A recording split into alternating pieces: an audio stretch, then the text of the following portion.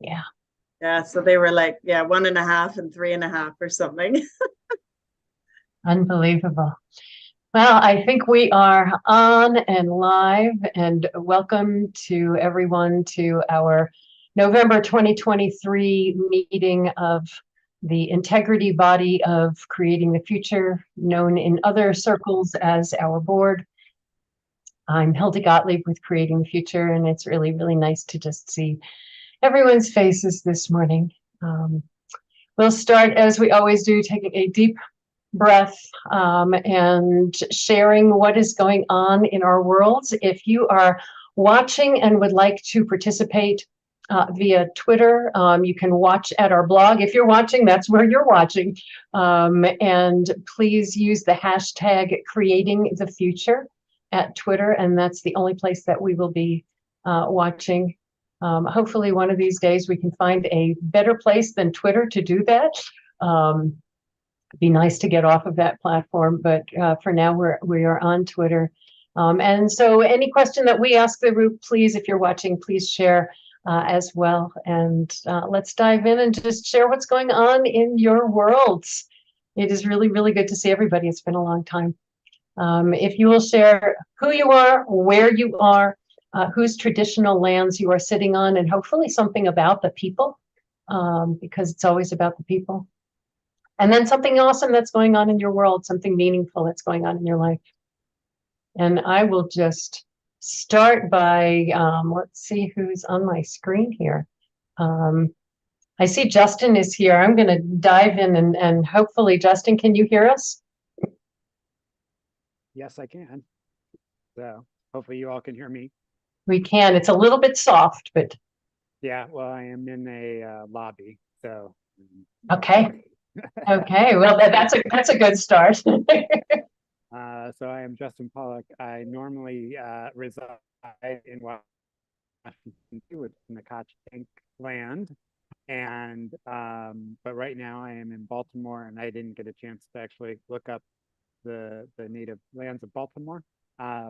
And I would say my sort of exciting thing, and I know my internet's a little wonky here.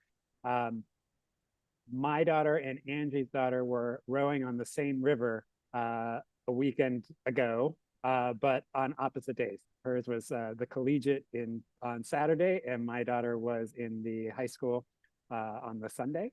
And so that's I get to beat Angie to the punch on that one. We didn't see each other, but it literally was like boats crossing, at night. Oh my gosh, how did you guys figure out that you were there? I think Angie saw a posting of actually on Saturday, my younger daughter was rowing in another regatta, and Angie asked if it was the Occoquan, which was the one that they were on. And I said, no, but we're going to be there tomorrow. So that was how we connected it all. That is awesome. That is very, very awesome. And I'm really, really glad you could join us today, Justin. Elaine. Hello, hello, hello. I'll just turn my volume down again because I turned it up so I could hear. Yes, so Elaine Capes, and I sit in Dufferin County, and Dufferin County is in Ontario, north of Toronto. And we reside on the traditional and ancestral lands of the Teona Tate, the Attawandaron, the Haudenosaunee, and Anishinaabe peoples. Yeah, and I'm having a crazy day too. So Angie's having a crazy day. I'm having a crazy day. So we had some ice last week, and we have big, huge willow trees. Like they're like, I don't know, 100 and something feet tall. And every now and then when the ice gets too heavy, big, huge, giant branches fall off. So I and my husband spent a day last week chopping them all up because they fell on the horse fence, which is not a good idea. And then we had to get the big truck in here today. So I had the big truck in here, had to keep my dogs in the house. And then I had a friend coming, picking up a washing machine because hers broke and she can have my old one. It was like, it's been a circus. So I'm glad to be here in this room where it's nice and calm. And And sometimes we save, although the gods seem to be pouring down on you with the ice, but sometimes we save all of those sorts of washing machine chores for when we have a day off, and it doesn't feel like a day off. It all piles up. I get it. I get it. Carl, it's good to see you. Good to see you too, Hildy. Good to see you, everyone. It seems like a long time since we were last together. So since we were last together, sorry, I should introduce myself. So I'm Carl Wilding. I'm based here in the UK, just about 20 miles outside London, where currently it's just after 6 p.m. in the evening. So it's now dark and very wet and windy outside. And apologies, everyone. I don't have anything to say about our land because we, well, I don't think I need to tell you that we were the people doing the colonizing rather than the colonized. So what's happened since I last saw you is a bit of a change in our household in that our younger one has now flown the nest and he's disappeared off to university. Which seems to have sort of happened very quickly. But as is the case these days, the older one who'd already gone has just flown back. So we're not quite at the empty nest just yet, which is good. And then otherwise, as Angie probably knows a bit, I'm pretending to be an academic some of the time and doing a bit of teaching and research in a university at the minute, as well as sort of bumbling along with other things, doing bits of consulting and stuff. So, yeah, all's good. Lots to be thankful for. Oh, wonderful. Boy, I can't believe we just keep talking about kids growing up. This is just pretty unbelievable. Speaking of kids growing up, let's turn to Maria. Thanks, Hildy. Yeah, great to see everybody. My name is Maria Turnbull. I live on the north side of the 49th parallel in a place settlers call Bowen Island, British Columbia, on the unceded and traditional territories of the Coast Salish peoples.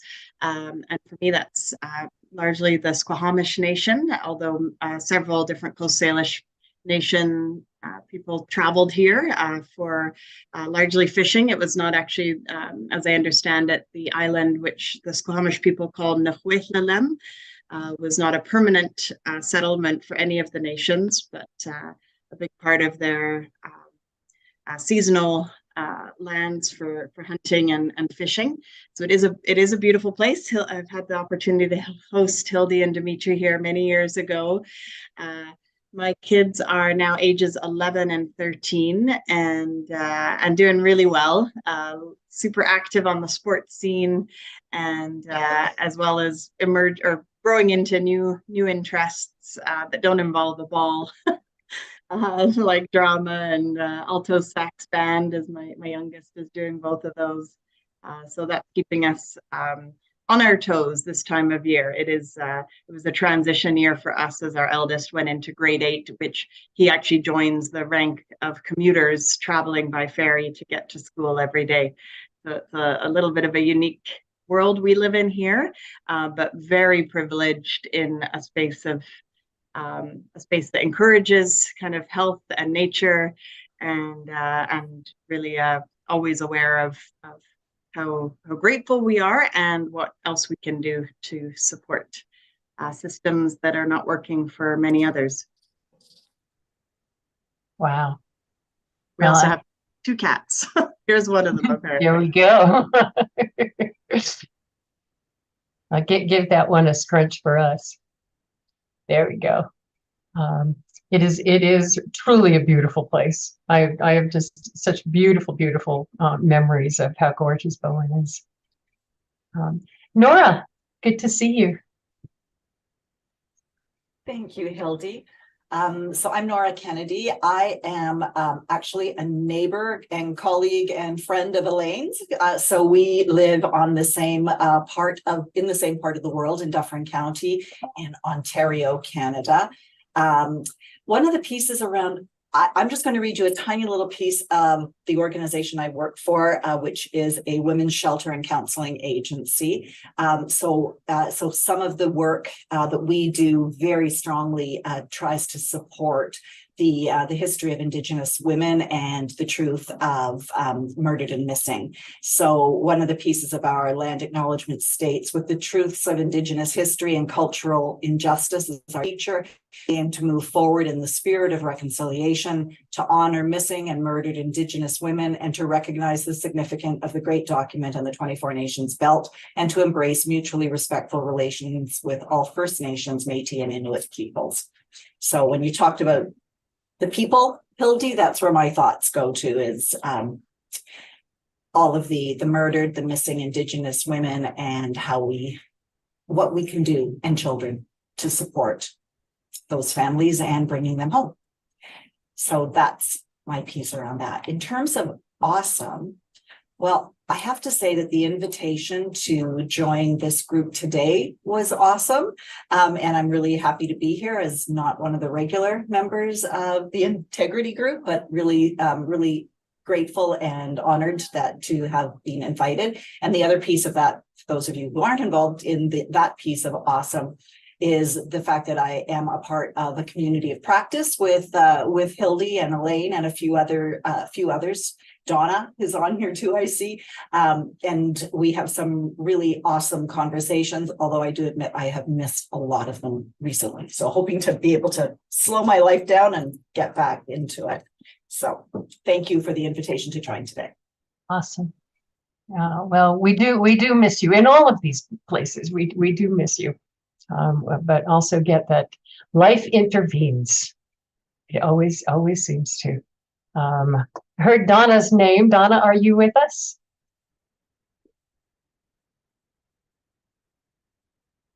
Donna was maybe just going to be watching today, and so she may not be fully. Oh, I see her coming on. She touched something. Hi. Hey. Oh, thank you, Hildy. Yeah, I'm going to be kind of running in and out, so I just didn't want to interrupt too much, but I've got buds in so I can be hearing as I have to be moving, which is perfect. So hello, everybody. Donna Shines. I'm in Idaho. The Shoshone Bannock tribes are the lands that we sit on, and Boise is a pretty amazing area. We're about 20 minutes away from there. And the good, oh goodness, I'm just breathing today. It sounds like a lot of you are just taking that deep breath in. The good right now is just connecting with people, from our mentoring program to our community of practice that Nora just mentioned. And it's really good to see all of you here too. And those of you I've gotten to see before, it's just nice to be with you. And thank you for letting me sit in and listen, because I learn so much as the conversation goes on. So thank you for the little hi. Well, it is wonderful to have you here. Andrew, haven't seen you in a while either. We haven't been together in a while, so it's really just nice to see everybody. Yeah, thank you. It's good to see some familiar faces, and for those I haven't met, nice to meet you all. I'm Andrew Schulman. I'm in Los Angeles, California, on the land of the Tongva people. And it's a little nutty here right now. This is going to mean anything to most of you, but there's a portion of the 10 freeway that is closed because there was a giant fire downtown and damaged an overpass. And so it's like Armageddon here in certain ways. So that's not great. The awesome is that I don't have to leave my home office today, and my whole family is west of that area, and we're not having to go east today. So it's nice to just watch it from afar and hope that people can make their way where they need to go. I saw that. We've got 2 kids in LA that are always on the road, and unbelievable. Yeah. There was their concern. From what I gather, there's a huge fire in a pallet yard underneath the interstate. Mhm. And it burned so hot, their concern is that it damaged the interstate. Yeah. So, yeah, the last I saw was closed indefinitely. That is not a good thing. In both directions. Yeah. Oh my God, and on the main thoroughfare. Yeah. Unbelievable, unbelievable. I'm glad you're safe. I'm glad you don't have to go Thank you. anywhere. And figuring it out. Oh my gosh, oh my gosh. And Angie, good to see you. Hi, everyone. I'm Angie Eikenberry in Omaha, Nebraska, which is the traditional lands of the Omaha and the Oto-Missouri tribes, but also nearby are Winnebago, Ponca, and Sioux, where they've been here.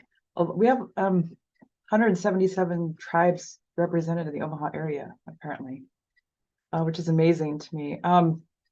And we have a tribal emergency management program here, and several of my colleagues are very active in tribal governance. So that's really awesome to be able to connect with them and support them, do more than just acknowledge the land. And so I have two awesomes, or maybe one of them is maybe a sort of awesome. It's unclear, but I'm going to become director of our school in July. So that's with trepidation. I say that's an awesome. And the second thing is next week I'll be at Arnova, and I'll be receiving with my co-authors the best article in Nonprofit and Voluntary Sector Quarterly Award, which is really awesome because it was critical, research, critical theory work that we've been doing, which I think often is a little bit marginalized. So it's nice to get that recognition. And good to see everyone. Wow, wow, that is just incredible. Both of them. Congratulations or condolences, whichever you're feeling like today. But both of those are really, really wonderful. Really wonderful. One day I will get to Arnova, and that will be just delightful. For those who are not familiar, Arnova is, and I'm going to get the acronym wrong, Angie, so you can correct me, the Association for Research on Nonprofit and Voluntary Organizations, maybe? Close, yeah, nonprofit organizations and voluntary action. There we go. There we go. But it is primarily academics and researchers, and some of us pracademic geeks who like to follow along, and just a fascinating group of people. I learned so much on their listserv, and just from the resources that they share. So, and the listserv is open to anybody who wants to join it. So Angie, if you've got a way that you could plug that into the chat, that would be awesome. Dimitri.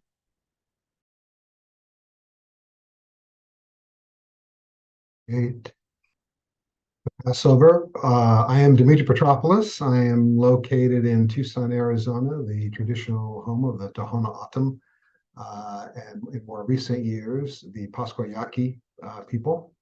I have a couple of awesomes. One relates to that, to the people who have lived in these lands, and that awesome is that a few months ago, Hildy and I got to visit Chaco Canyon, and some just amazing structures that were built more than 1,000 years ago by people who did not have the wheel and did not have any draft animals. And there are these giant 4-story structures, hundreds of rooms in these great houses, as they're called.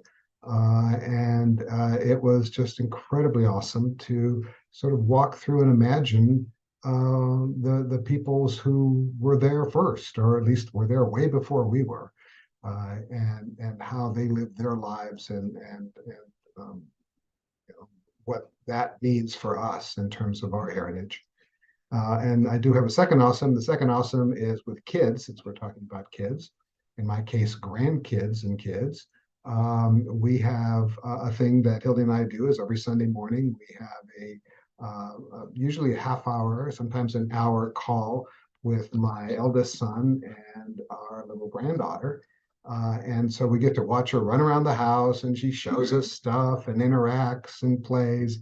And this is Sunday morning, so it just starts the week out wonderfully, is to have this little bundle of joy running around and being really happy and totally interactive, and it's been very, very wonderful to watch her change week to week. Because if your child is in your house every day, you don't see it the same way you see it if you just have these little drop-in moments. So that's those are my awesomes today. Is one, sort of recognizing who was here before us, and I guess who will be here after us. So. It is pretty awesome. I too am sitting on the unceded stolen lands of the Tohono O'odham and the Pascua Yaqui. It has been interesting as part of my awesome. This weekend, Dimitri and I spent some time at a place here in Tucson called Mission Gardens. And Mission Gardens is an ethno-botanical museum that has garden plots set up per the people who have lived here over time, starting from what they're calling a hunter-gatherer plot, which is just raw desert for us, but there's food here. And then going into early agriculture and what happened when indigenous folks encountered the agriculture, not just what happened when they encountered the Spaniards when they came in, but what happened to the agriculture? What did they learn and how did that adapt? And Tucson is, and I know that I've mentioned this before, but it was so powerful for us this weekend. Tucson was in the US the first UNESCO city of gastronomy because there has been continuous agriculture here, growing things for food for over 4,000 years. And so just thinking about the fact that the amount of time that white folk have taken over those lands, and I will say drained it of the water, which in the desert is life. It is life everywhere. It is a blip compared to that 4,000 years of growing things in history. I'm also struck, Dimitri, that part of what was joyful on the trip that we took beyond Chaco Canyon, we visited a lot of archaeological sites and saw a lot of petroglyphs and pictographs. And in one site that wasn't very well protected until recently, you could see that other people had etched into the rock their signatures next to these pictographs, where normally you'd go, oh, what jerks. But these were from the 1800s. These were from the 1700s. And there was something about the fact that we have been claiming our place on the planet as humans as far back as we go. That the first people that drew on those rocks were drawing deer and birds, and the second group of people were writing their names and the date, all etched in stone, and that if they weren't protected now, some jerk would be out there with a spray paint, but doing the same thing, saying, I was here and here's what I saw. I was here and that's important. And there's something in that rather than blaming, to just see that line of continuity, that we are humans and have been the same. We've been exactly the same for thousands of years. I'm currently reading a book, David Graeber, and I can't remember his partner, but it is a re-look at what we believe through anthropology and the stories that we've been telling ourselves, and how in many cases those stories are completely inaccurate. And are based on an assumption about this and an assumption about that. But the thing that, the thread that goes through all of that is, why would we assume that people living 1,000 years ago who have the exact same brain structure as us were any more primitive than we are? That they didn't have philosophers, that they didn't have religions that weren't just, oh, we're just going to do this. No. They were deep religions and deep faith and deep philosophy. And so it's really fascinating to me to watch the fact that, given that mindset, that we just keep drawing on the rocks. We just keep claiming, I'm here. And something in us says that it's important to say that. So I'm bringing that into our conversation today, which I'm really, really looking forward to. I think I hit everybody. I think I got everybody. Yeah. Wonderful, wonderful. We today are going to be looking at what's next, which is all we've been talking about for the past year or two. A little bit of a recap. Earlier this year, we the board, as we got together, we had the conversation about, we have always said that this is a 10-year mission. Do we mean it? Or are we just going to stop at 10 years and go, oh, yeah, okay, what's next? And what we decided earlier this year was that we are going to aim at accomplishing our mission, making catalytic thinking ubiquitous, leading to the kinds of systems change that we know if we change the questions can happen, that we want to see that happen by the end of our 10 years. If it doesn't happen, if it happens 6 months after, nobody's going to die.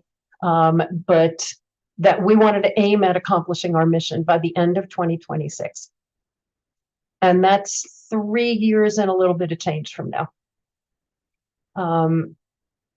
We also, as you all were involved in, late last year in 2022, we knew that we were going to be looking at what's next for creating the future. We knew that we were going to be looking at what does it take to make catalytic thinking ubiquitous. And you all were so involved in engaging our community, our global community, and asking those questions of, okay, if we're going to have catalytic thinking be ubiquitous, which has been what we're about all along, what do you think needs to be in place? What do you aspire to? What benefit do you want to get out of this effort? And so I'm going to share my screen a little bit to talk about where we've been in that, and then we can talk a little bit about, not a little bit, entirely, about where we're going. What our community told us, let's see if I can shrink that down. There we go. What our community told us last year, the most important benefit they receive from creating the future is the shift in mindset that catalytic thinking makes possible. Shifting from reacting to what's wrong towards creating what's possible. Shifting from suspecting each other and competing with each other to linking arms with each other. And shifting from the scarcity of going things alone to the spirit of collective enoughness, that together we have everything we need. In order for those shifts to happen and catalytic thinking to be ubiquitous, people needed to, and here's what they told us, people must be able to learn catalytic thinking, gather with other catalytic thinking practitioners, and be inspired to experiment with catalytic thinking. When we talked in, let me get out of the share here for a minute. When we talked in June, we talked about what that meant. And there's really two options as we've seen it, as we've been thinking about it. One is that we build a huge organization to do those three things. That we build a huge organization to teach people catalytic thinking, that we build a huge organization to convene people around catalytic thinking, and we build a huge organization to inspire people to experiment with catalytic thinking. Because if you're going to do all of those and make catalytic thinking ubiquitous, it's going to be a huge effort. So ubiquitous means huge. And so one option is we do it all. The reality of that, though, is if people need to come to creating the future to learn, to convene, to be inspired, then it's not going to be ubiquitous. It's going to be a very narrow group of people who will know to click either on catalytic thinking. They'll know to type that into Google, to get to, I mean, it hits a very, very, very narrow scope. It will never be ubiquitous. And what that means is we'll have built a huge organization and very, very little reach, which unfortunately is what the current systems encourage everyone to do. Current nonprofit systems encourage you to build a big organization so that you can have bigger reach. On not understanding that as big as your organization is, your reach is limited if people need to come to you. And so Plan B was what we discussed back in June, which is that the implementation of all of this, the teaching, the convening, the inspiring, happens with our community doing that it happens out in the world. We're not the ones teaching, others are the ones teaching. We're not the ones bringing people together, others are the ones bringing people together. We're not just the ones inspiring, everyone is inspiring. And we're seeing some of that happening already. Nora, you presented at a conference on catalytic thinking. You're not officially a faculty member. You are one of our community members out there. Elaine is doing it all the time. Donna is doing it. All of you are talking about catalytic thinking in different ways all the time. You're asking different questions. You're sharing this. And what we decided in June was that being in that mindset of the implementation of this isn't up to us, because if it's up to us, not only will it be very, very narrow, but that would mean we'd have to perpetuate. 10 years would mean nothing. We would have to be here forever doing it. But if we want to accomplish that mission by the end of 26, then everyone could be a teacher. Everyone could be a convener. Everyone could be inspiring folks. And that's a big difference. And so what we've been thinking about since then is that our role in this over the next 3 years is to develop the resources that can be used by whoever is out there and wants to teach. Angie, you have been teaching catalytic thinking at the university level. If others at the university level want to teach and don't have the schooling that you have in catalytic thinking, we need to have the resources for them to do so. We need to have both the content resources and the pedagogy. They need to be able to know what's the best ways to teach this. Same thing for people convening, same thing for people who are inspiring others, is develop the resources that people need. And in whatever, it could be written, it could be white papers, it could be academic papers, it could be podcasts, it could be recorded classes, resources that others can use to teach, to convene, and make those resources freely available at our site. And then the other part of that is to proactively engage people who are already teaching and inspiring them to incorporate catalytic thinking into what they're already doing. So I want to stop here and just sort of, does that make sense to y'all? What thoughts arise as you're thinking about this? I know that I've sent notes out.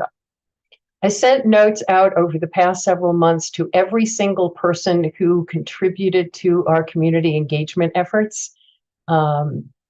In some way or another, is about 150 individualized notes to just let people know this is the approach that we're taking. And so I'm curious what stands out to you all from taking this approach. It's basically the mutual aid collective enoughness approach, really writ large, to say anybody can be sharing this, anybody can be teaching this. What stands out to you as we're talking about this?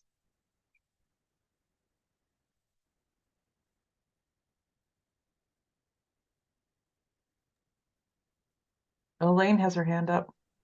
Oh, I didn't see. I'm sorry. Elaine, go. Thank you, Angie. And I was going to acknowledge you. Like, I am very intrigued that you are teaching this in a university setting. And that to me is so powerful. And like, it's where we need to be. Like, university has kind of shifted away from just getting people to think deeper a little bit. And I think being able to introduce catalytic thinking as like almost like a mandatory course for how you approach all of your other programs and courses, it just seems like, you know, that it's amazing. I applaud you for doing that. I think that's incredible.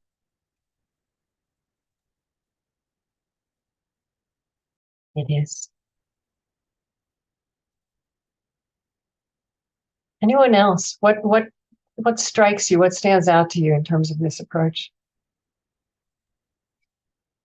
Well, I can jump in, Hildy. I think it's brilliant. I think it makes a ton of sense. I think one of the challenges, and we were just actually discussing this with one of my teams this morning around an article that was written about the homeless situation and how it's become, frankly, a big business keeping people homeless because it's employing so many people, partially myself included, in trying to house, et cetera, et cetera. So when you talk about creating that big organization, as the leader of a not-for-profit organization, the amount of my time and my staff time that has to go into fundraising just to continue to support the programs and the positions to sustain it is phenomenal.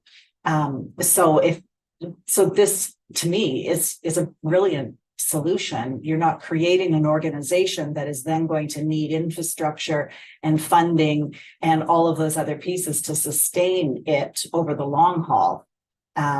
You're creating an organization or a network, a spider web of people who are able to go out into the world and do that work on the behalf of that idea. So I think it's very sensible and it's quite brilliant. Yeah, you know, it's interesting. I love the fact that you're using that word network, Nora. Several years ago, we went through an exercise for quite a while. We talked about it for maybe a year, maybe longer, of what shape should Creating the Future take as an organization. And what we were talking about at that point, we weren't as far along in our thinking about, you know, okay, what are we going to do to make this ubiquitous and to stop and to end. But what we talked about is being a networked platform where people could find each other. And so that concept of network, I didn't realize until you said it. We've been talking in that language. It was a different concept back then, but really thinking in that language, even back at that point, that the network is what matters, and that we already have networks.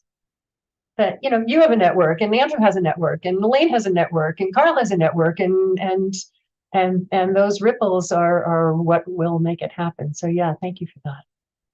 Anyone else? Anything else standing out to you before I keep going here? Love to just chime in. So the organization my day job is with, we are an education provider to nonprofit leaders in our province. And just noting to myself in terms of the other, and weirdly, the other nonprofit resource capacity builder that Vantage Point follows in the United States happens to be in Arizona also, and actually has in the end followed a similar path, not exactly the same path, but a similar path in that in their case, it's an organizational development framework for nonprofit capacity building. It's more about organizational development than individual leadership and development from that aspect. Complementary fully with catalytic thinking. But their pathway, what's similar about it is that their founder really wanted to, they use the word democratize the approach and the learning, and Vantage Point has been able to adopt much of adopt their framework as part of our practice as individually, some of us like myself integrate catalytic thinking and listening into the work. And what my brain is doing is trying to figure out what about it has been successful and why has it been successful in terms of that equipping others that are not the founders and kind of that second, third, fourth generation of capability in the approach. What sort of artifacts, right? How do you embed the approach? So books, all the resources you mentioned, Hildy, I think have been a big part of it, as they are for me for catalytic thinking, and why, it's been over a decade that I've been following and engaging in the work in a passionate way. So yes, 100% is all. And I think there are others out there to learn from, right? I was going to ask if you could make a connection for us. I would love to be able to learn from them in terms of what they've experienced, and it's exactly what we're looking for. Sounds good, Hildy. Will do. Folks to learn from, that would be awesome. Wonderful. Thank you. Okay. Anyone else? I will keep going here and chime in as makes sense. What we're realizing in pulling this together is that this next 3 years is basically going to be a project. This is going to be where it is so remarkable to not see the work as a program, because program suggests that it needs to keep going. And a project has a start and an end. And so what we're looking at and really have been working on, I have been living with this, sleeping with this, dreaming this. It's all been dreams, none of it's nightmares, which is pretty awesome. For the past several months of, okay, what's the nuts and bolts? I know, Andrew, when I first sent this out to you a month or so ago, you were like, okay, is it time to talk about the nuts and bolts? And that's really where I've been living, because the first year starts in a month or two. So in year one, it's all going to be set up and hiring and contracting. And I'll go into some detail here in just a second. The difference between why are we talking hiring, why are we talking contracting, but really it's going to be set up. And fundraising, because year two is going to be the really heavy year. Year two is going to be producing all the materials that I was just talking about, and to begin sharing them, whether that is through a publicist or through one-on-one engagement. So the engagement being more personal invitation, and PR just being the blanket promotional kinds of stuff. And then in year three, hopefully all of the resources are available, being broadly shared, so that at the end of year three, which is December 2026, which is the end of our 10 years, we are having one hell of a party. And stuff is out there in the world. And so let me dive into what I have been looking at for each of these years, including budget. One of the things that we have always done at Creating the Future, there has been so much discussion at the board level about this, and you all have encouraged that Dimitri and I and everyone working at Creating the Future needs to be paid a living salary, which we have not. If we're going to be doing fundraising, if we are going to really be aggressively going out and looking for funding, and that's the reason that quite honestly, the reason that we have not paid those wages is that we have focused on doing the work rather than focusing on fundraising. Because if we were, Nora, you were just saying how much of the time winds up spent in fundraising. We could not have accomplished everything that we've accomplished had we spent all of the time on fundraising. And quite honestly, what we probably would have done is built a big organization. And so year one is going to be hiring an assistant who will really be an operations person. It's not going to just be an executive assistant, but an operations, somebody to run the operations. And then hiring and contracting for all of the roles that you're going to see as I dive into year two. There's going to be board work in that, in determining what the hiring process is going to be. So we'll be going back into more regular meetings to really look at what is the hiring process going to be. We're looking at, and when I looked at it as a budget, hiring as employees, very few people, and contracting for the rest, because it really is, again, we're a project. We don't have to worry about hiring for an ongoing program. So the difference between the hiring and the contracting, and you'll see that in just a little bit. But it's going to be really important that we look at a hiring and contracting process that ensures diversity, ensures equity, ensures inclusion. And I desperately want Vu, given all that he has been writing about, I want his voice in this. I want Farah's voice in this. I want Eli's voice in this, as well as the rest of us, because they've been doing that work. The rest of the year is just going to be setup work. And what we're thinking is that all of this, with a budget of $185,000, which includes paying me a real salary, which will be a really nice change, that could all be funded by earned income. For the most part, be funded by earned income. And I'll share with you a little bit what we're thinking about that. But that's really what we're looking at for year one. It's just going to be a startup year, a setup year, and starting to fundraise for years 2 and 3. So let's dive into year 2. Year 2 is going to be all of producing the content. And you all know we were so busy doing the work in the first half of our mission that we didn't take a lot of time and document everything that we had learned. We didn't document all of the experiments that we did. Y'all have heard me say that the list I have on my bulletin board of the experiments we've done at Creating the Future over this past 10 years, there's almost 30 experiments. Whether that is the internal stuff that we've done on how we shaped our board as an integrity body and what that means for our bylaws, whether that is how we did the community engagement effort last year, down to small things like, what does it mean to have a 10-year clock and how does that affect us? What does it mean to have open meetings like this and how does that affect us? As well as all of the external demonstration projects that we've done, whether that is with a food bank or with, we did work with Pano, we did work with Dana. Angie, you and I did work at UNO that had nothing to do with the internal work that we're doing here. And so documenting all of that and sharing it.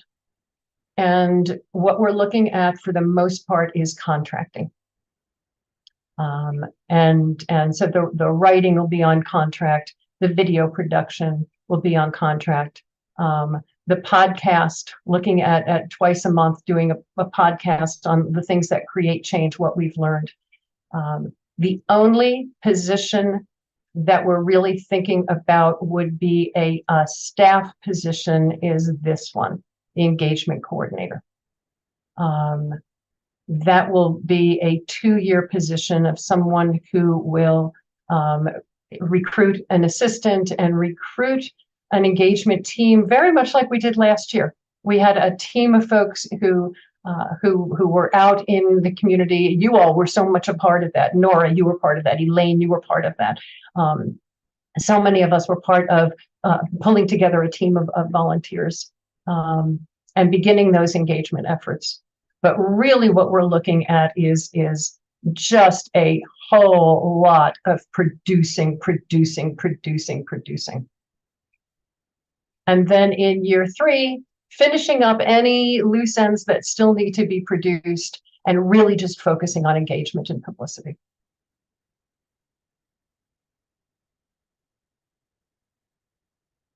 I just finished that, unfortunately, yesterday, did not have a chance to send it all to you beforehand. But thoughts that arise as you think about the phases of this. And it is definitely bigger than anything. I shouldn't say this. It is not bigger than anything we've done. We're actually funding it and having folks help with it who will get paid to help with it. What arises for you as you're looking at that? This one thought I have is, like, in the spirit of collective enoughness, what resources might be available with partnering with some of those. Especially I'm thinking about from the university perspective, like there might be some opportunities to collaborate on some things, for example. Oh yeah. Yeah, some of the pieces that I've been thinking about, video production. there are definitely organizations, I think World Wildlife Fund and those kinds of big guys who have entire video production teams that our little project would be a drop in the bucket for. There's several others that the dollar value that I put on the budget is if we're strictly contracting. The beauty of being able to do some of those pieces via collective enoughness is very much like we've done in other venues. When we did the community engagement, we can bring a cohort together. We can learn while we're doing it. What is the nitty gritty of doing something via collective enoughness, from what does it take to find out who's out there that might be interested, to what does a memorandum of understanding look like? And yeah, I very, very much so, Angie. Thank you for saying that. I had forgotten to include that. Yes. Yeah, Nora. My other question is, I mean, first of all, really, really ambitious and well thought through, and I do really applaud the idea of the project, because it gives you a start and finish timeline. I've just been told my voice quality is poor. Can you hear me still? Yeah. Okay. I guess my one other thought, and I need to sort of take some time looking through things again as well, but I just wonder where those of us who are trying to are seeking out ways of practicing this, like where we fit into that whole scheme of things, in terms of the supports, as we are, that's what all the resources are for, obviously, but where is the opportunity, and is there an opportunity built in there for for that sort of mentoring and training and working together to make sure that as we're going out into the world and sharing this, that we feel confident in how we're doing it. And again, even just thinking, and this is just, but I'm just thinking off the top of my head in terms of doing my own coaching and strategic planning work, et cetera. Is there something in terms of, for a practitioner to have that they can utilize to sort of move their own business forward as you're trying to sort of use this work and going forward as well? I don't know if I'm expressing myself very well, but I'm just trying to think, like, how do we make sure that we all know what we're talking about? We're doing it really well. We've got people to support us. And as we're promoting services for other things like coaching or facilitation or any of those pieces, there's somewhere in there that we can embed that we are catalytic thinking practitioners or something along those lines. Yeah, absolutely. Several different answers to that. I would see, first of all, the role of that engagement person being the nurturing in that, because if they're engaging anyone, so let me just use as an example, a university professor. We would like you to include catalytic thinking when you are teaching strategic planning. Let's just pick one. The first question I would have is, okay, how do I do that? And so I can envision that community engagement person being a very nurturing support role, pulling together initial communities, because eventually what we want to see is that communities are seeding communities. You and Elaine are a perfect example of that. You're already doing it.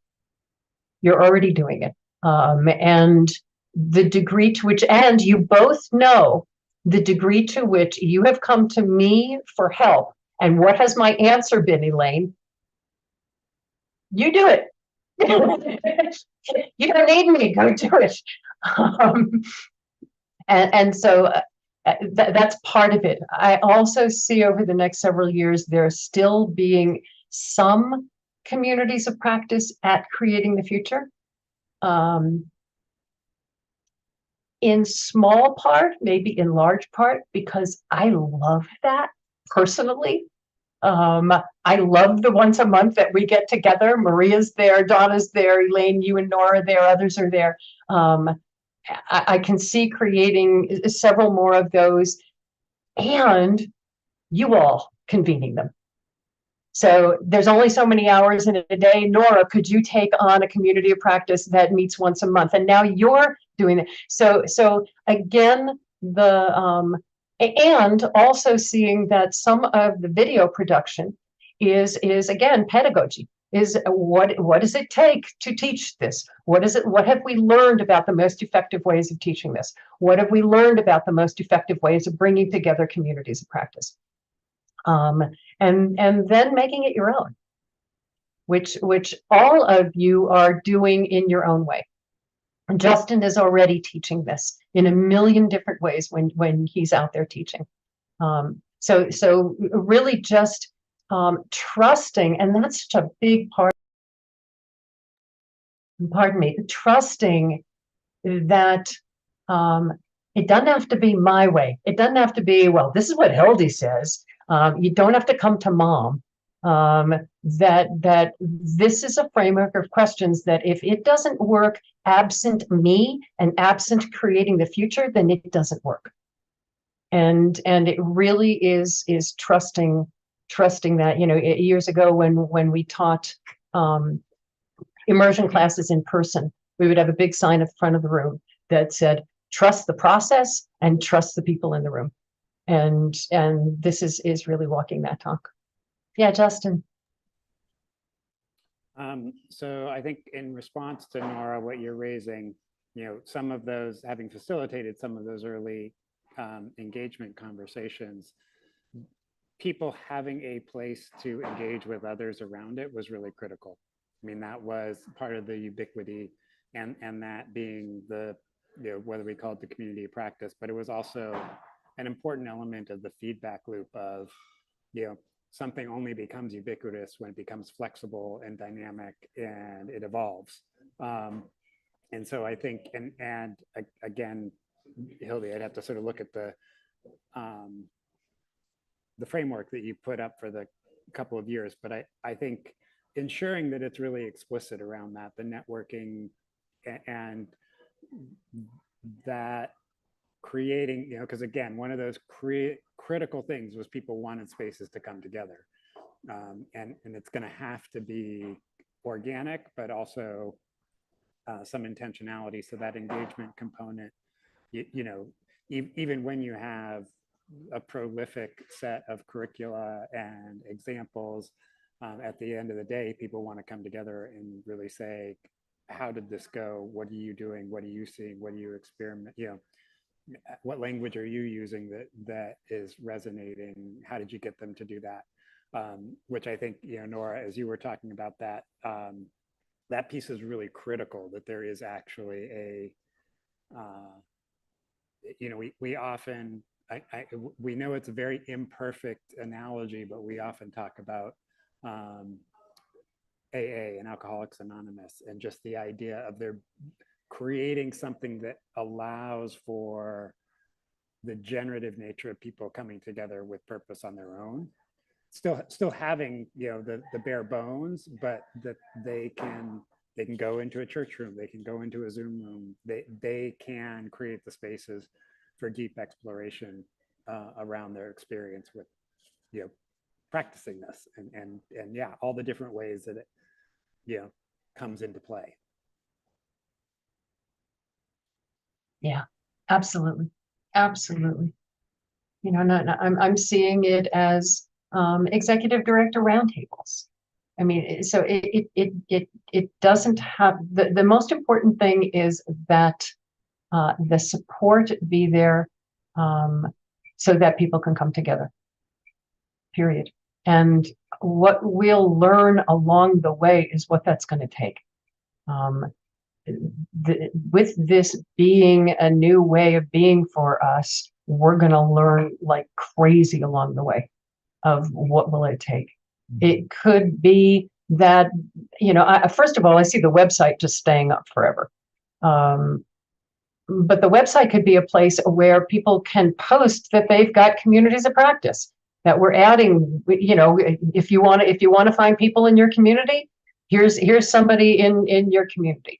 I think it is definitely going to emerge and evolve. But it's, there were 3 things people said they needed. And one of those was that they need to find other practitioners to play with. Yeah. And a big piece of what I'm seeing over the next several years of communities of practice at Creating the Future is that is developing leaders who can create communities of practice in their own communities. One of the joys I'll share with those of you who are not in that community of practice, this last session, someone had an issue that they wanted to talk about. It was big and deep and hairy. And as they were talking, I was scribbling down on my pad the kinds of things that I would say in response. And so after this person was talking, we opened it up to everyone, said, what is occurring to you? And the people in the room, I crossed off everything on my list. I didn't have to say it because you all said it.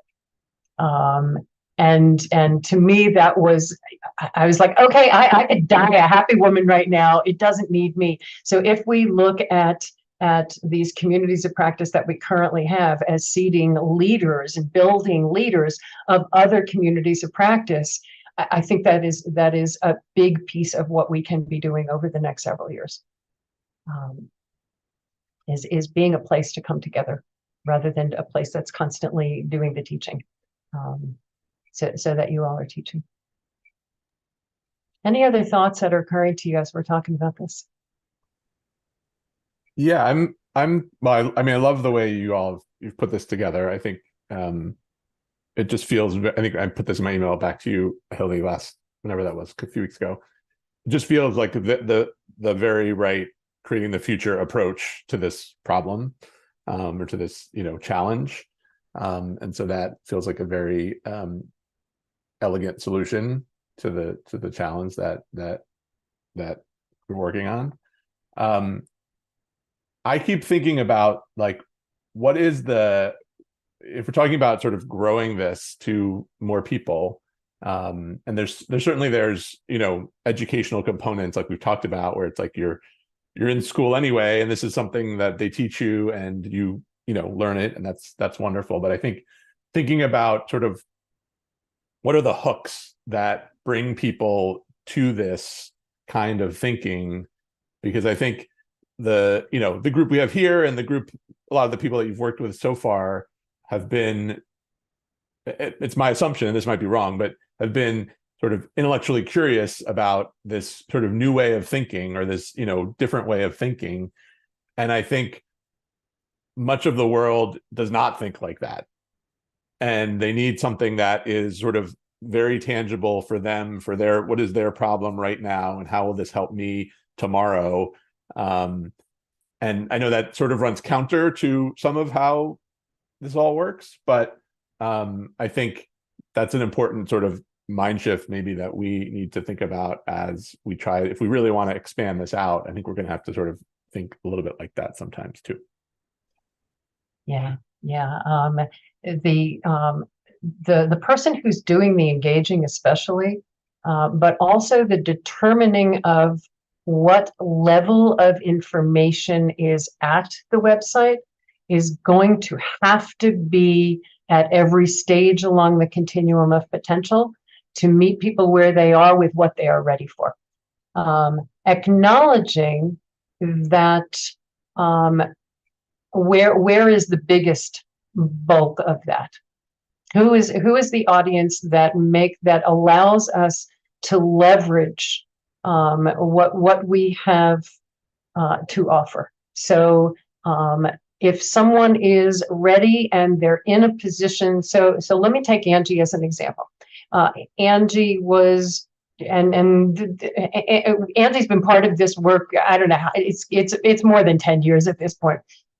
But clearly was ready for something, was ready for it. But Angie is now teaching it to people who may or may not be at that level of readiness.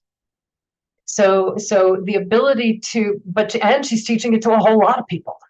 So the ability to teach one person who's ready for it at a certain level and teach them how to teach it to folks who may not be at their point. They may be at the, I'll just keep using Angie as an example. Angie may be at the I'm practicing this I'm already practicing this level. What does it take for Angie to teach this to somebody who is at that very early, if only I had one magic thing that I could do? Okay, here's a question you can ask. What does it take for somebody who is at that practitioner level to teach it to somebody who's at the I'm stuck and nothing will ever change stage in their readiness? The thing that we realize at Creating the Future is that using the continuum of potential, everybody is ready for something, otherwise they wouldn't be asking for help. And so when we can acknowledge what are they ready for at those various stages and make sure, A, we have it in the resources, and B, our engagement person understands that the people that they engage with are going to be at different points along that continuum.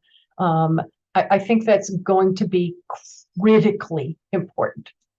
Critically important, because if we're not meeting people, as you said, if we're not meeting people where they are, then it's just going to go right through.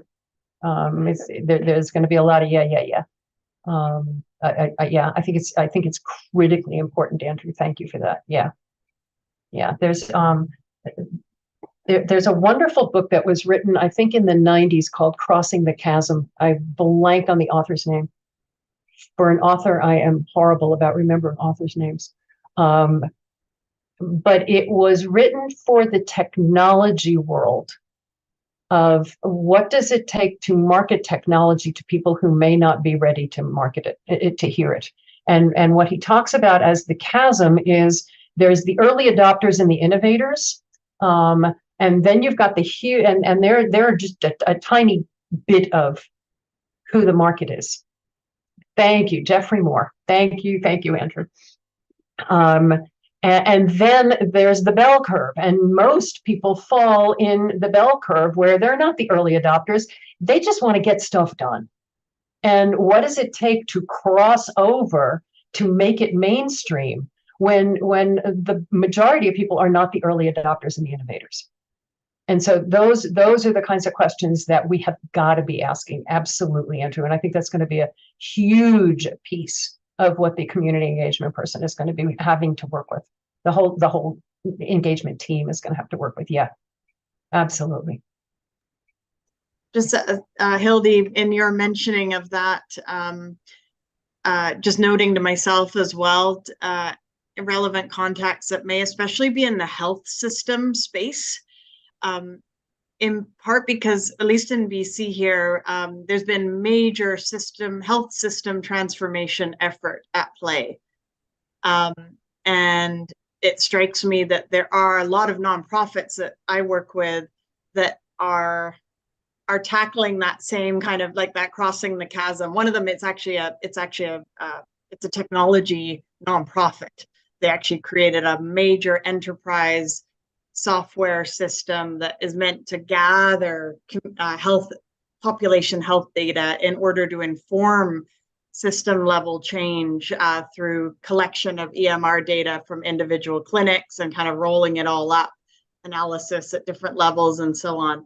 And basically the user adoption is like their greatest struggle in a system that's strained and tired, and family physicians that just can't even see anything for the stress that they're encountering.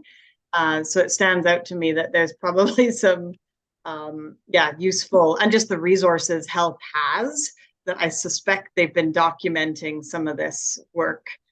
Could be fascinating to look to.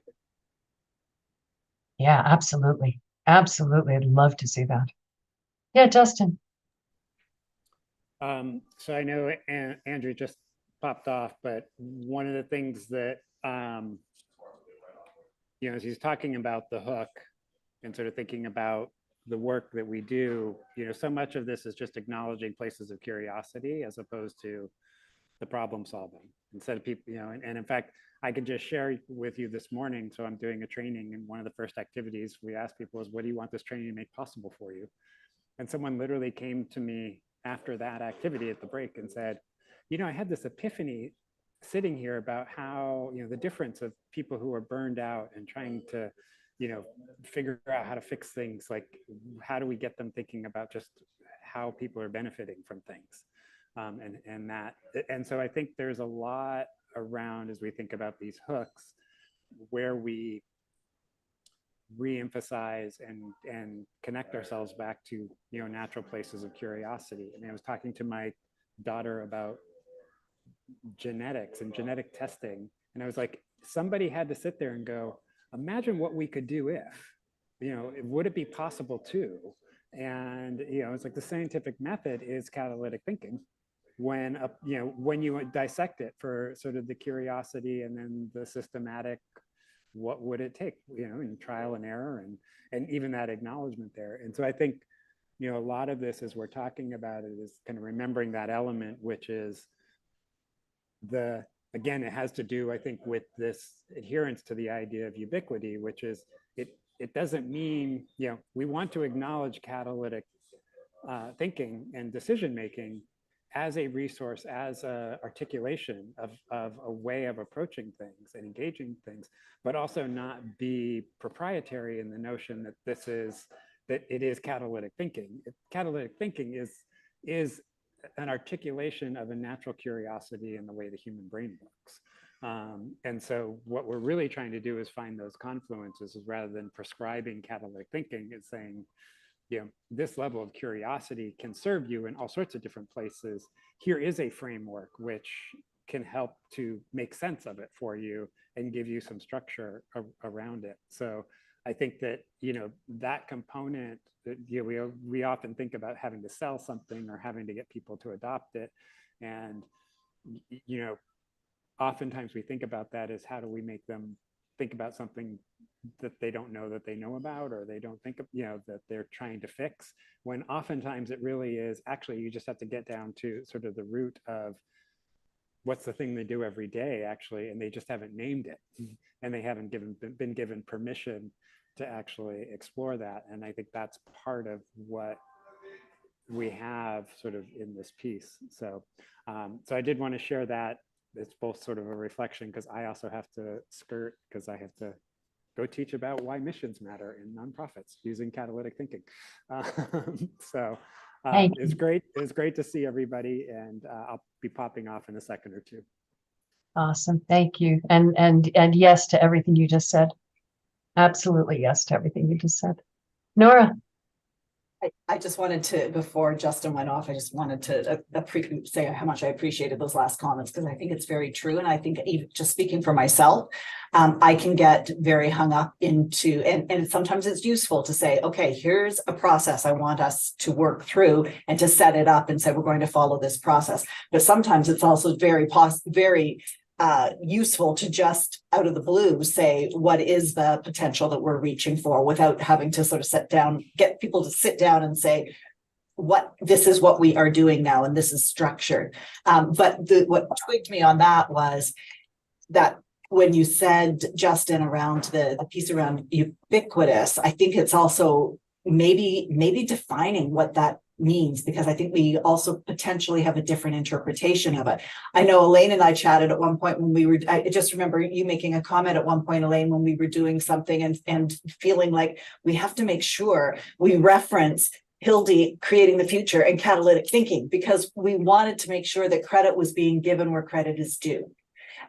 So I think maybe there's also a little bit of a way of potential learning for us to reframe what we're thinking when we're talking about what ubiquitous is, because maybe we don't actually have to put the label on it. We just have to be using the language and bringing people along with us. Yeah, absolutely. We have always said that we would know our mission has been successful when people we have never met are asking questions that are aligned with catalytic thinking of other people that we have never met. If we label it and labeling it and making people label it, I mean, there's use in teaching something that has a framework, and some people are drawn to that, and some people are not. And labeling it and saying this is how it works creates dogma, creates shoulds, and it creates the need for, as one governance system calls it, model compliance.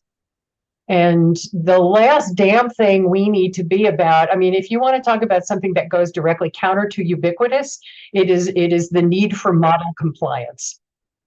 So the more that this can be, how does the question feel comfortable to you? What is the question that here's the intent of the questions, and how does that feel comfortable to you? The more that can, the more that it will be ubiquitous. And look who's here. It's the sunshine guy. Look at you. Hi, everyone. Apologies. I'm in Grand Rapids right now. Yeah, so I'm late. I just finished talking. And yeah, so I'm sorry. Looking forward to catching up. Glad you are here. Glad you are here. In the land of the cold. Yeah, absolutely. Just to catch you up, what we are basically doing is catching up on what we've been working towards at Creating the Future, and where we're headed. And I can fill you in later on some of the nuts and bolts, which I would be really, really happy to do. A big piece of it, and your name was mentioned by me. A big piece of it is going to be hiring and contracting over the next several years, so that we can put the resources in place that we can share with folks. And a big part of what the board is going to be doing over the next at least several months is, and which is why I was mentioning you and your recent posts, Vu, is that we're going to need to come up with hiring and contracting processes to make sure that we are talking through a lens of equity and inclusion, and meaning it. So that's where we are at, and I'm going to share my screen and continue along here. What I wanted to talk about a little bit is the approach that we've been thinking about for revenue sources. As I noted, in year one, we think because the budget is under 200,000, we think that we can probably do that primarily in earned income. And that will be just sort of a writ large version of the stuff that we have been doing already, but doing it for groups rather than self-producing. We have self-produced all of our education programs. We have taught, we have done learning cohorts, we have done communities of practice, and we can do that for large institutions or foundations. And so it is generating the revenue through what we're already doing. It is absolutely asset-based, building on what we already have, building on what we already do, but instead of doing it one-off for us, here's a webinar that Creating the Future is doing, we can do a package of webinars, communities of practice, all kinds of learning cohorts, facilitations, et cetera, for foundations, large organizations.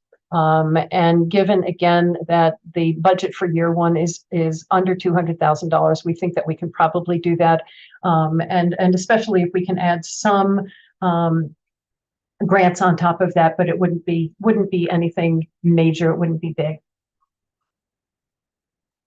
In year one, we'll also start fundraising for years 2 and 3. And so that may generate something in year one as well, but primarily really aiming that at years 2 and 3.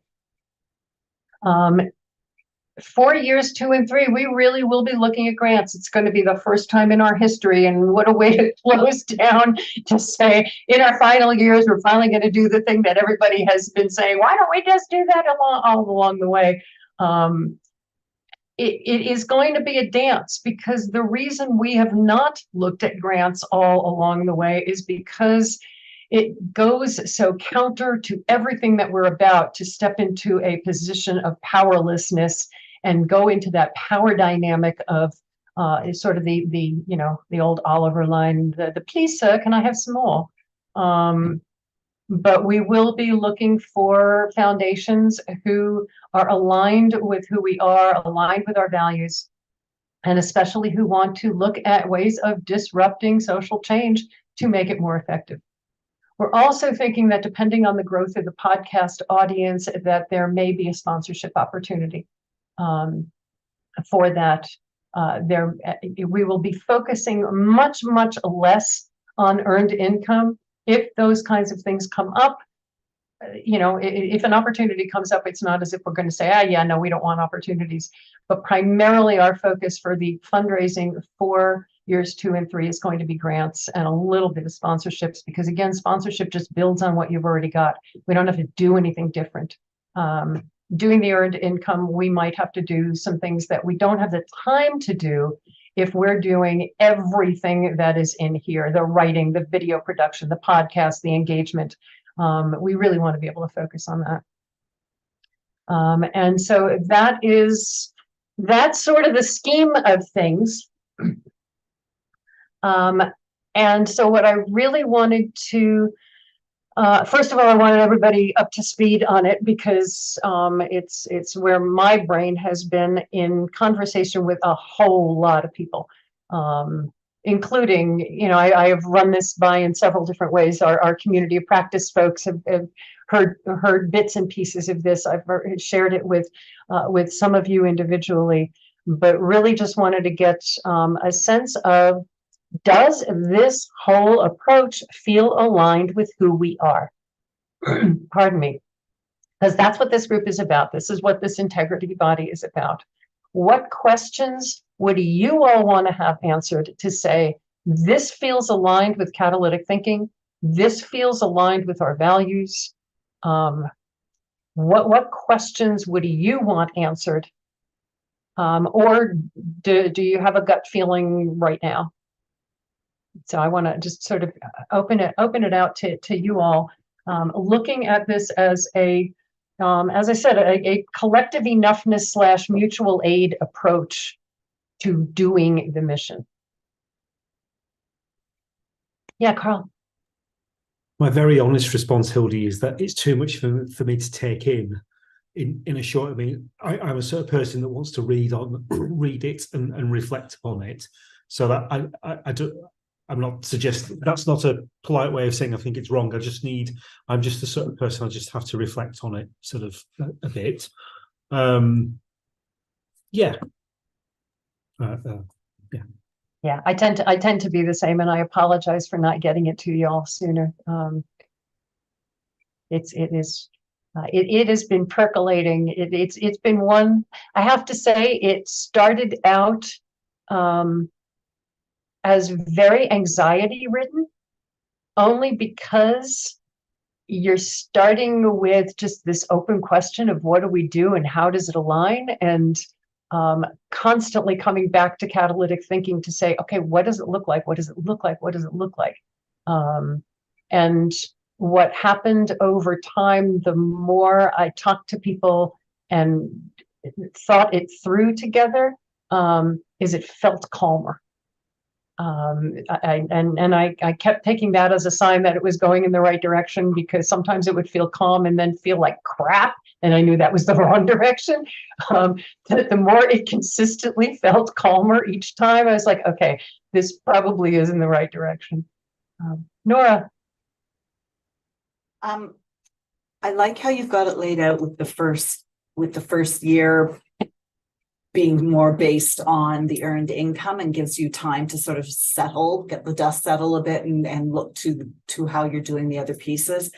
My own and I like the fact that you've actually already given that. Obviously you have, because you're such a deep thinker, but in terms of the alignment with your values, because just as an organization that does have to do a lot of fundraising, and we have very set values and very set ideas of how we want to do our work, it's really, really important to have those outlined and clear, because it becomes really hard sometimes to say no to a grant that may keep you going for the next half a year. And so it's so easy, that slippery slope, to get into the, okay, well, we really need the money to do this. So the good is outweighing the evil. And sometimes those grants are evil, like sometimes there are. So I think just as a cautionary tale to, to kind of know exactly where the line is drawn. We had a donor just a couple of years ago, mid-pandemic, who decided that, it was a $40,000 a year donor who decided that they no longer could fund us because we actually had a policy around vaccinations. Despite the fact that, we're mandated because we're a congregate setting, and all of those other pieces didn't matter.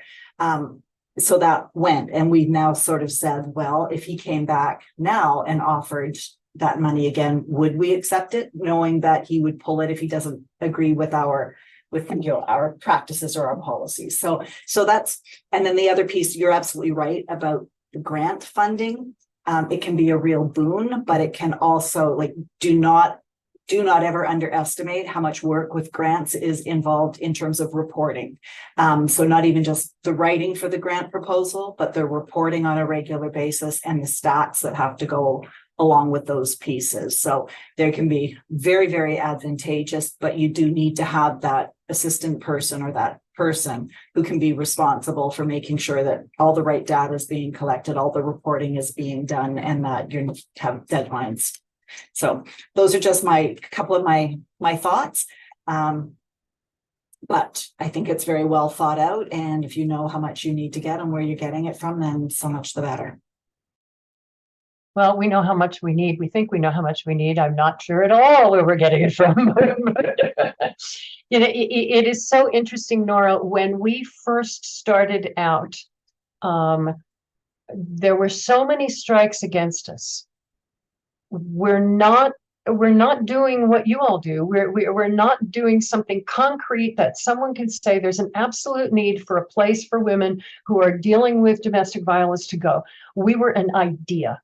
So funding an idea, you get go away money. You get $5,000 and that's it. And we all know that you put as much, if not more, work into a $5,000 grant as into a $100,000 grant. So we weren't going to qualify for the $100,000 grant, and we were a startup. So the choice at that point was, do we teach, work on earned income, and do what we can salary-wise, or do we step into this arena where not only is it a massively inequitable, filled with power dynamic arena, but we would get $5,000 and $10,000 grants. We would have been doing nothing those first few years, where we were building. We had, in those first few years, I'm going to say we had 50 people go through immersion classes, and we ran communities online, and we did. How much of that would have not gotten done had we instead, as founders, just spent our time chasing after $5,000 and $10,000 grants? And then you get into the, okay, this is how we've done things, we might as well just keep going. But you're absolutely right, and it is, we have many of us who are writers have been writing about this for a very, very, very long time. And yeah, it is a massively dysfunctional. And the other thing that I will note is that there are many funders who also believe that it is dysfunctional and don't know what to do. And it would be really nice to be able to be in conversation with them. So, yeah. Other thoughts, reflections? Does this seem to fit with who we are? It feels like it's building on what we have. It feels like it is building on collective enoughness as much as we can, and building on mutual aid. But I'm so inside of it right now. I really appreciate your reflections on this.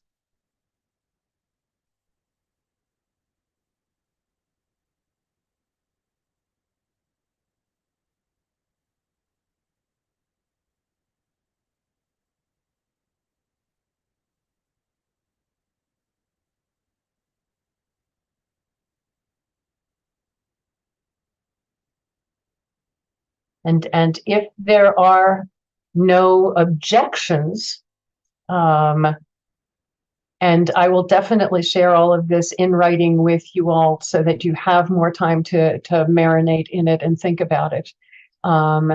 Let's take some time just for general reflections, because I don't have anything else for our conversation today.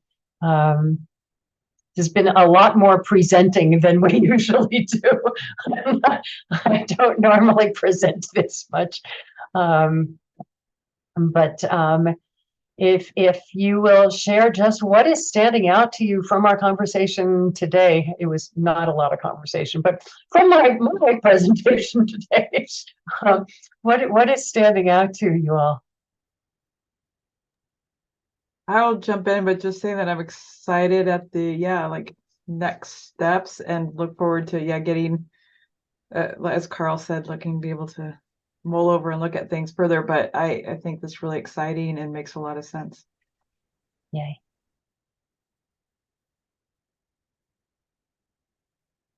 Yes, Elaine. As always, so much rich conversation comes out of one person making a comment and then others responding. I so appreciate that about what this always brings, whether it's our community of practice or whether it's here or whether it's when Nora and I have a conversation with you. And for me, that's a huge part of this whole family of creating the future. It's a whole part of call it a movement, but a lot of really good things about, and I like how it was phrased as the hook. And Hildy, you always come back with the thinking about what's really at play here, and that is meeting people where they are.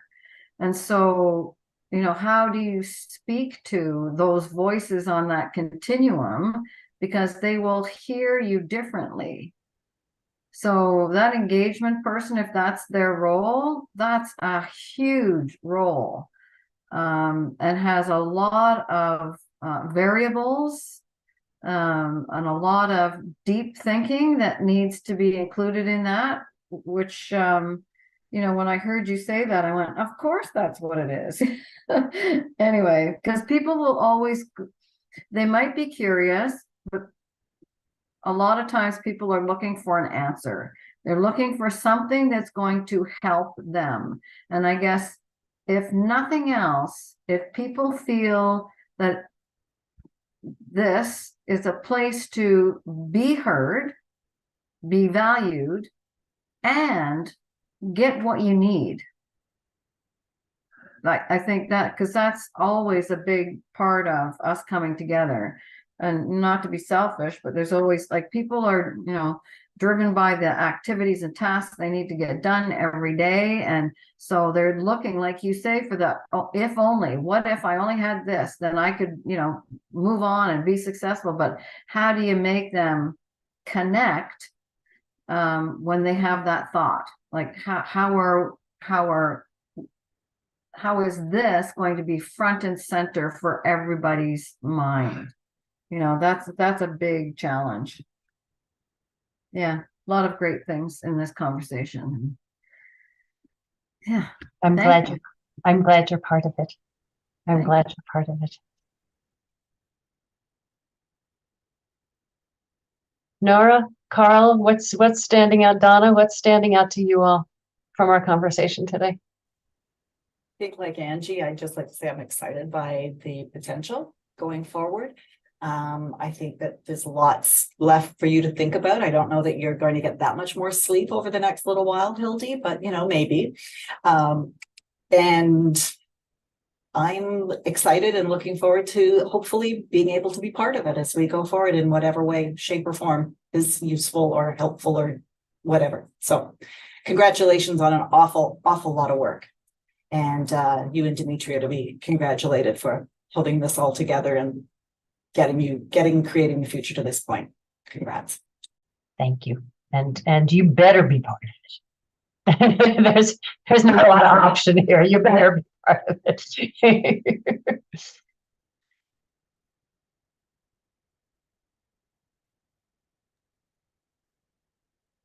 I'm intrigued by that reference to anthropology before, everyone, and I was at an event last week, and someone who was a trained anthropologist, they came with a quote, and I can't remember exactly who it was, but the quote was, "How can I know what I think till I see what I say?" Which I really liked that. And sometimes it's only in the conversation like that that you sort of know what you think, isn't it? And until we actually sort of start talking about what it is that we're sort of doing. So I guess just my reflection is that, I mean, I enjoy these conversations. It highlights to me, I think, the things that came through in those conversations that we all had, Hildy, that basically it's the community that people value. I mean, we will produce materials and so on, but actually it's the act of coming together, of convening, of having the conversation that actually is what's useful. Yeah. One of the things that when we do wind up pulling together a content about pedagogy is going to be that what we've experienced is people learn best, and Justin said this flat out because he was part of, Angie, you were part of the online immersion. Justin was, I think, the only one out of all of us that was part of our old in-person immersion. When we're talking about math or science or learning a language, yeah, you can learn that on your own. But when we're talking about different ways of thinking, that the conversation and the connection is the important thing.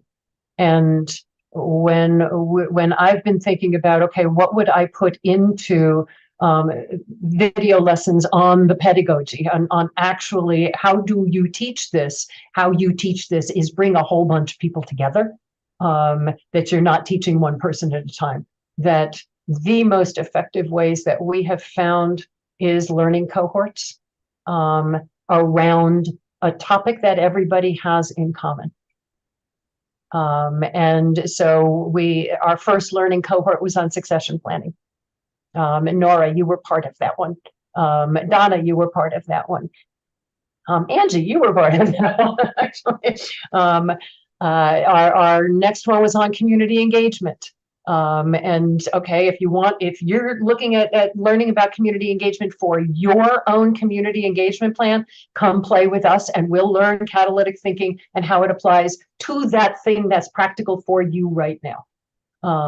And so I really think that it's not only about the convening as bringing people together who are practitioners, it is that learning together is the best way to learn the content.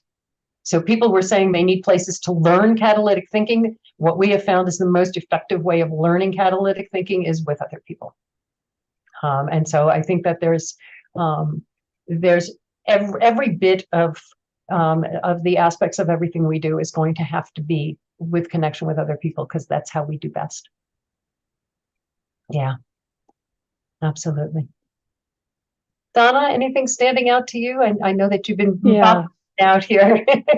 Well, thank you for letting me sit in, and I kept my earbuds in wherever I needed to bop, so I would still getting things coming through my ears.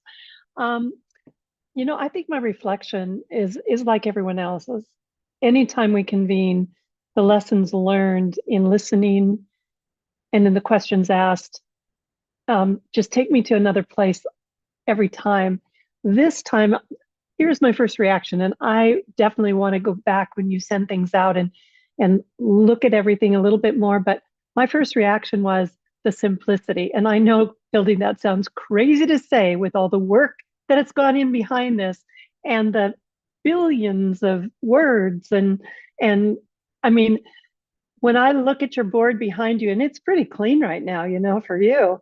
But I look at that and I think, I don't know how you process so much information bring it into those pages you just showed us, that made a lot of sense in my brain immediately, going, ooh, boy, that feels good. And otherwise, it would have been just overwhelming for me to even begin to think about it. But I want to put more time into this. I think your funding side is so intriguing because we play in a small arena, under 150,000 kind of dollars. And if I had listened to all the nonprofits, we wouldn't be where we are today, because it was foundations we went after. And it was teaching foundations. And it was before I knew how to ask the questions the way I do now. It was teaching them that you say that this is what you believe in and support, and we've built a relationship, but you say you only do it for 1 or 2 years. Why? What would be possible if? And so those foundations that we started with have been 15 years with us. They call me and say, why do you always ask for the same amount? And I say, because I want it to spread out to all those that give, because there are many places you need to give. And so it is so possible what you just laid out in my brain. I know for Nora, she's at a whole nother level than we're at. And so I do not look at any kind of grant that is that kind of detail. I did that for 1 year and said, never again, because we don't have to at the level we're doing things. We can actually build the relationships with people who care. And good on you, Nora, for if that man comes back in, you say, thank you so much. But you know what? We're good.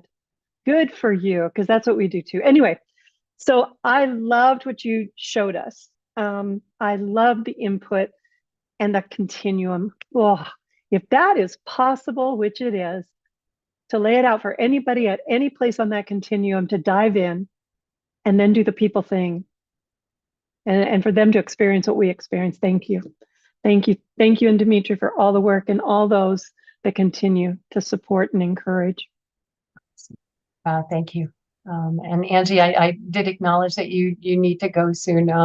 We'll be wrapping up. I do want to just share with you, Donna, what the whiteboard looked like to lead to.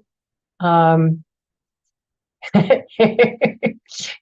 is the flow chart of what it is going to take to get to this end on the right here, that there is a library of resources that is available for everyone in catalytic thinking. There's little dollar signs next to anything that may be part of the budget. There's C/E for anything that may be part of collective enoughness. So I thought when you said it seems simple. No, and yeah, I knew even using that term for you, because I know what it begins like. But I actually love your drawn out charts too, because your charts actually make sense in my brain. The words don't, but the little bits of, but thank you, because I know how much over the years you ingest so much, and then you pop it out to us, and I go, I can get this, I can understand this. So thank you. My brain is a synthesizing machine. And yes, Angie, I'll share that as well. Vu, I know you've only been with us a short time. Anything standing out to you from what you were part of? Hi, everyone. My apologies. And also apologies to Nora's donor for calling him an asshole in the chat. So I don't know this man. I'm sure he has other redeeming qualities. Yeah. So, yeah, thank you so much, Hildy and Dimitri, for doing all this work. And I know while we were kind of taking hiatus, you were still working and thinking and everything. So you haven't really had a hiatus. So I appreciate what you were sharing with us. I just finished talking to a bunch of philanthropists, and and a lot of them were very uncomfortable because I pointed out that so much of wealth has been built on like slavery and stolen indigenous land and tax avoidance and worker exploitation and environmental degradation. And I think my point is that like a lot of these grants are not like clean. There's really no clean money. So whatever form of money that we're gonna have, it's not gonna be clean. So these grants that I think that we're thinking about taking in year 3 or 4 or whatever, like, yeah, they're not ideal. But at the same time, we got to stop thinking of them as other people's money when they really rightfully belong in taxes. They should have been paid in taxes. So I don't think there needs to be a power imbalance, right? If we have that sort of framework, which is like, no, you should have paid this money off in taxes. You shouldn't have hoarded this in the first place.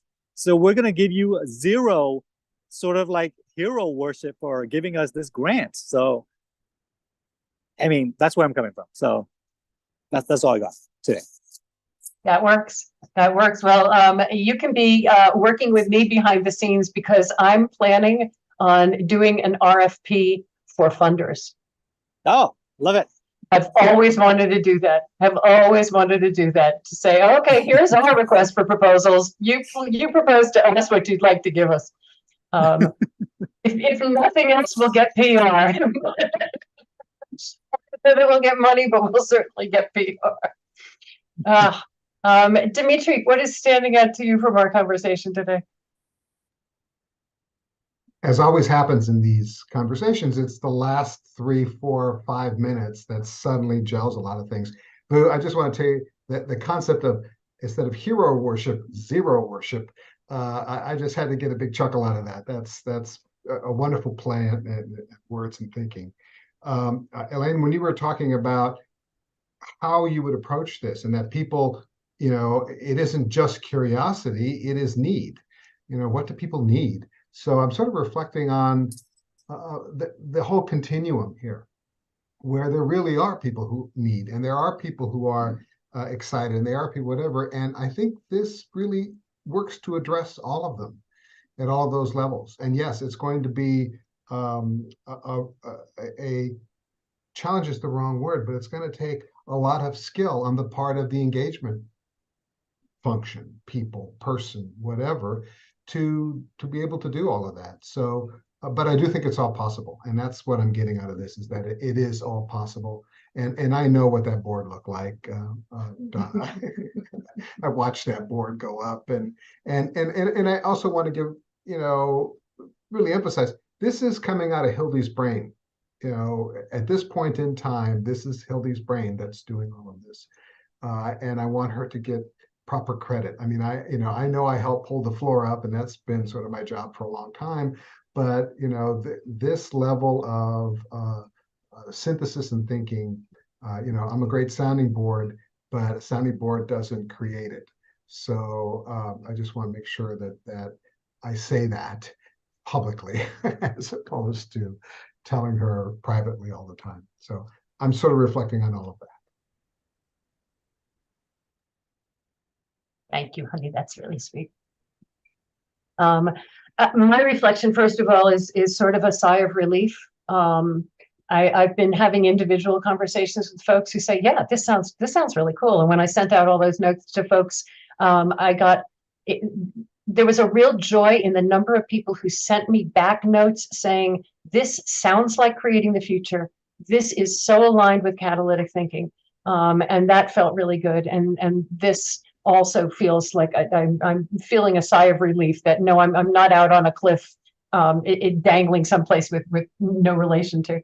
And the other thing that this conversation really has me thinking about is what the importance of people connecting, and how important it's going to be to ensure that these kinds of conversations are happening somewhere. It was a year or two ago that a comment Eli made in a non-board meeting setting. He was on one of our teams. We were talking, I don't even remember what we were talking about. But his comment is what led to our having learning cohorts in the first place. Because he said that if there were, that looking at all the assets that creating the future has to build upon, for him, the most important were the discussions that we have. I can't wait until Eli is back in this room with those discussions. And I also want to note, which I feel bad that I did not note up front, that Farah could not be with us today because she is doing immense work on the horror that is happening in Gaza.